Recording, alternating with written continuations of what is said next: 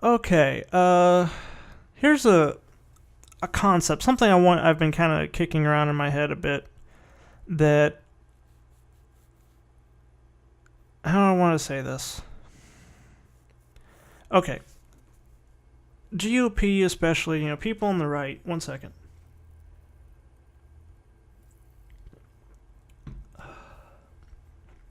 Continue to hold.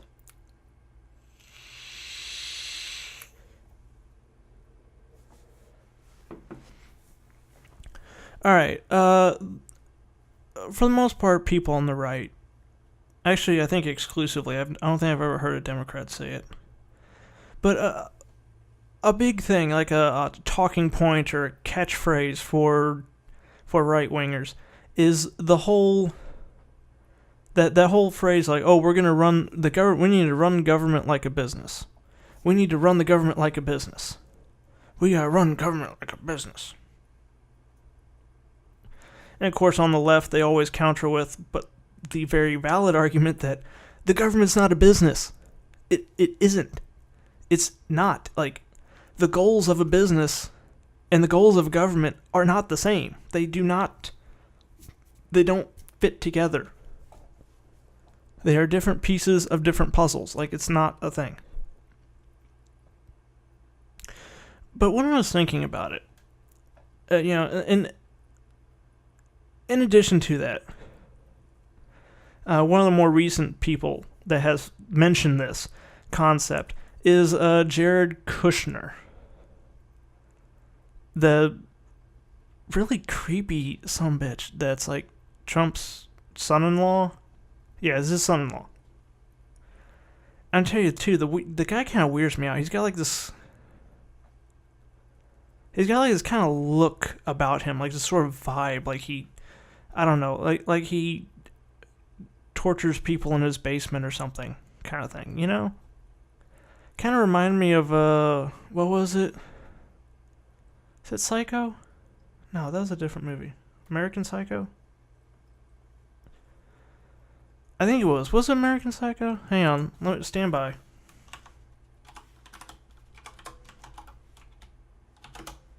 I am doing a quick fact check here. Hang on, come on, load. Son of a bitch, it does. Yeah, the friggin' character, again, I cannot think. Why would you not put the star's name on it? Christian Bale. Christian Bale's character off of American Psycho. Okay? You pause the video or the podcast right now. Google Aaron was it Aaron? I keep wanting to say Aaron. I think it's because it's... Anyway, Google Jared Kushner and American Psycho. In different tabs, put them together. I'll wait right here. Tell me that sumbitch doesn't look like a twin. I mean, it's concerning, to say the least. Based on true events, huh? Anyway, he recently said this, that parroted that same line. And he added, but he added something to it. He was a little more detailed. He said it kind of made me stop and think for a second. So here's a quote from him. The government should be run like a great American company, and that our hope is that we can achieve success and efficiencies for our customers, who are the citizens. And see, here's the problem I have with that concept.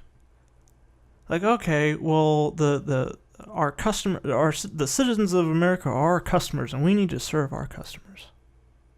Here's the thing. At least in my experience, a number of companies have a long, proud tradition of fucking over their customers. I mean, ever call friggin', come on, seriously. You ever deal with Comcast customer support? They don't give a fuck about customers.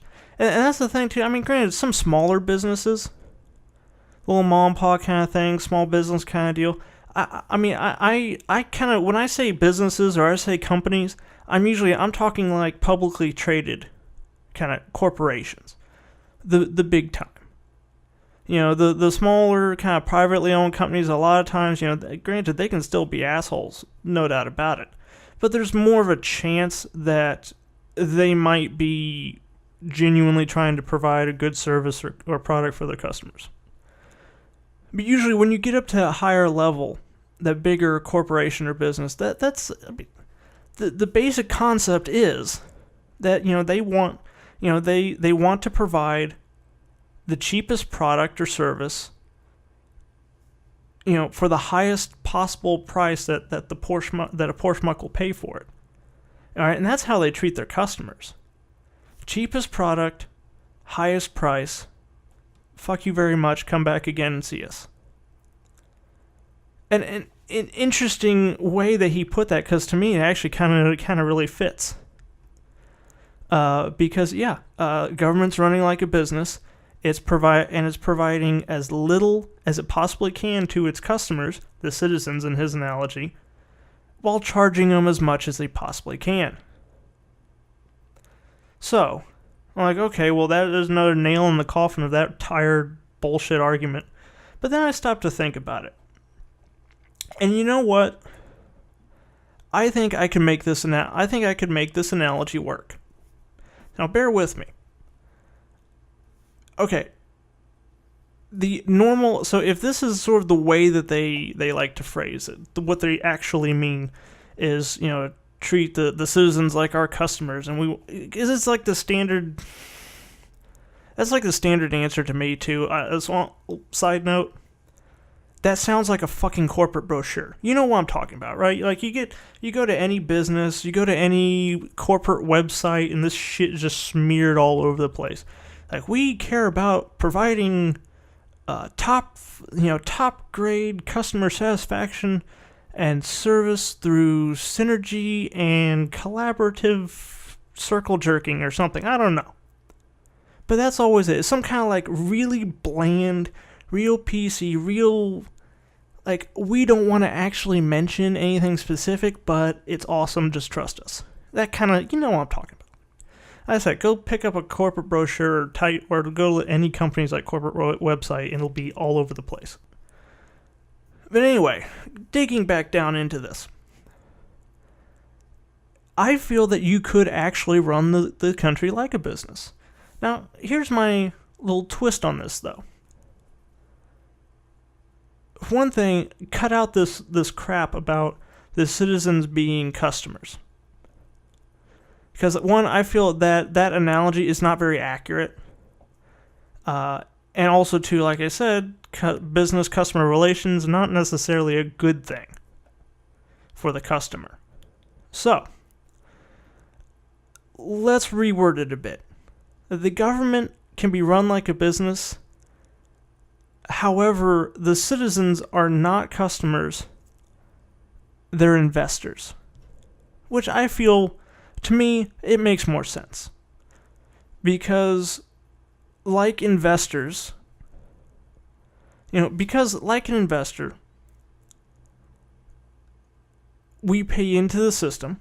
We give the government the money that it requires to operate. And we expect or should expect a return. Like roads and bridges and schools and clean water and police and fire departments and national security, things like that. Power grid.